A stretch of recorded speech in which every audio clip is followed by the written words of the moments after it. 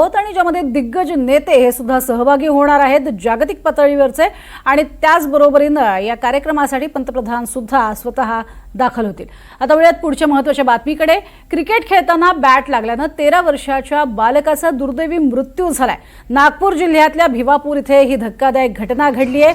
13 वर्षीय मुलाचा यामध्ये मृत्यू झालाय। क्रिकेट खेळताना बॅट पोटाखालील भागाला लागली आणि त्यामुळे त्याचा मृत्यू झालाय। प्रणवला रुग्णालयामध्ये तातडीने नेण्यात आलं, मात्र दाखल करण्यापूर्वीच त्याचा मृत्यू झाला होता। अधिक माहिती घेऊयात संजय तिवारी यांच्याकडनं। संजय, काय अधिक माहिती?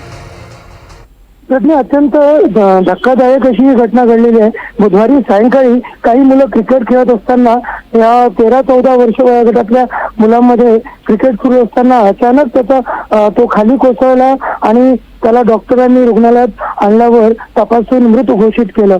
त्यामुळे अत्यंत धक्कादायक घटना हळहळ व्यक्त करण्यात येत आहे।